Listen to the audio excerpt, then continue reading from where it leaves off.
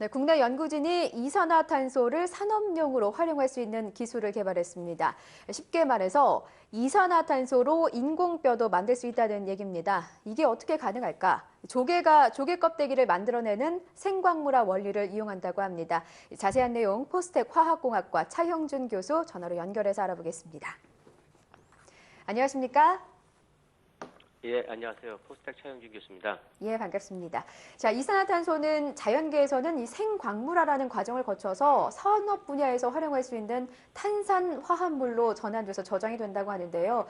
참 과정이 좀 어렵습니다. 이 생광물화란 어떤 원리인지 쉽게 설명 좀 부탁드릴게요.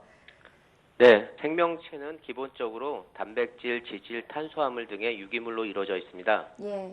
그러나 이외에도 많은 생명체들이 탄산염이나 인산염, 실리카와 같은 미네랄로도 불리는 무기물로 이루어진 조직을 갖게 되는데, 이렇게 생명체가 무기물을 만드는 과정을 우리가 생광물화라고 합니다.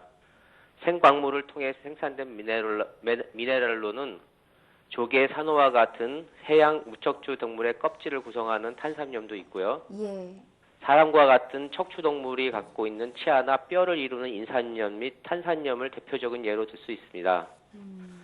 특히 많은 해양 생명체의 껍질을 구성 성분인 탄산칼슘과 같은 탄산염의 탄소는 바로 대기에 있는 이산화탄소로부터 직접적으로 오고 있습니다. 예.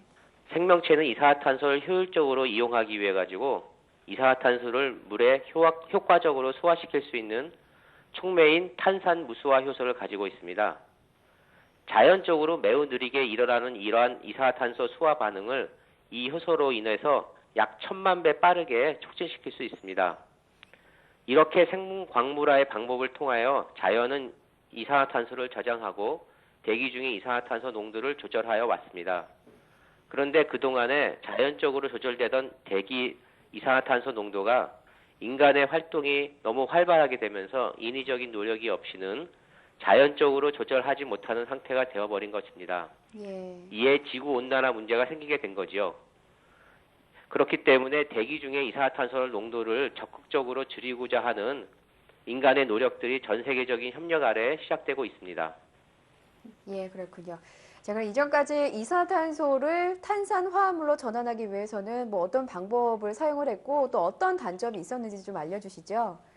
네, 지금까지의 이산화탄소 저감 노력은 주로 이산화탄소를 폐기물로 인식하여서 이산화탄소를 효율적으로 포집하여 땅 밑이나 해저에 묻어서 격리하는 기술의 개발입니다. 예. 최근 들어 단순한 격리보다는 저희와 같이 이산화탄소를 고부가 가치 소재인 탄산화합물로 만들어 자원화하자는 인식의 전환이 이루어지고 있습니다.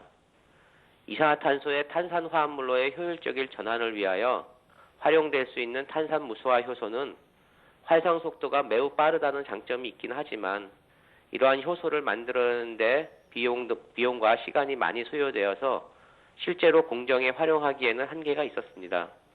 예, 그렇군요. 자, 교수님께서 이산화탄소를 그 탄산화합물로 전환할 수 있는 새로운 촉매를 개발하셨는데요. 그게 뭐 어떤 물질입니까? 네. 제가 이번에 개발한 이산화탄소를 탄산화합물로 효율적으로 전환할 수 있는 촉매는 바로 살아있는 박테리아입니다. 예.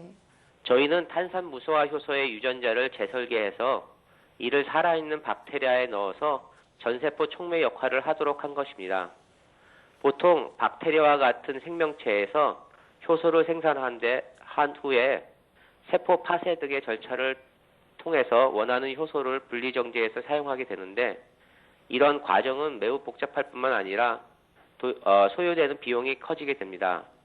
따라서 효소가 생산되는 세포 자체를 촉매와 같은 용도로 사용하고자 하는 것이 전세포 촉매 시스템의 개념이며 이를 통하여 효소의 활성의 안정화와 경제성 등의 장점을 가질 수 있습니다.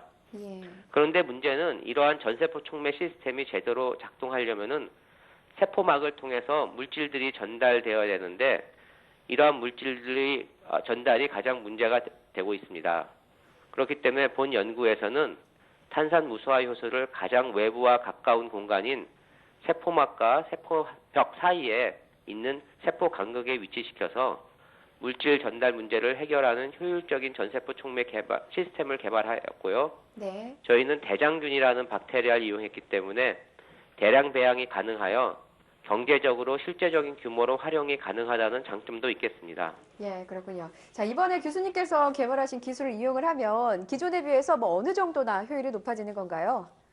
네, 박테리아 촉매 하나당 활성은 지금까지 보고된 연구 결과들에 비해서 네. 적게는 7배, 많게는 27배까지 높은 활성을 나타냈습니다. 또한 개발한 박테리아 촉매를 이용하여 실제적으로 이산화탄소의 탄산칼슘으로의 전환이 현저히 촉진됨을 확인하였습니다. 기존 연구에 의하면 1톤의 이산화탄소를 탄산칼슘으로 전환하는데 촉매가 없을 경우 현재 약 30만 원, 약 300불 정도죠.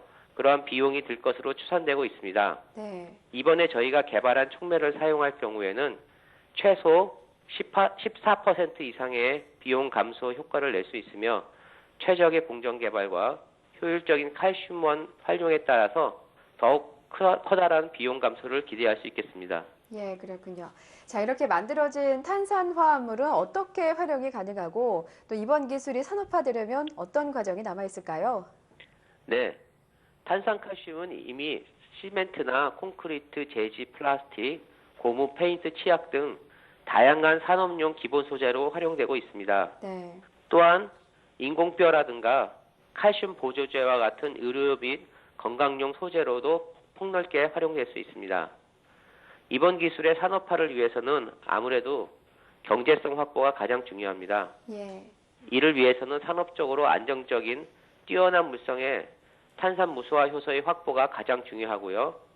또한 경제적인 칼슘원의 확보, 그리고 효율적인 공정 개발이 함께 이루어져야 할 것입니다. 이러한 기반들이 충족이 되면은 본 기술의 산업화 적용이 신속하게 가능하게 될 것으로 저희는 예상하고 있습니다. 네, 그렇군요. 자, 지금까지 포스텍 화학공학과 차형준 교수였습니다. 오늘 말씀 고맙습니다. 네, 감사합니다.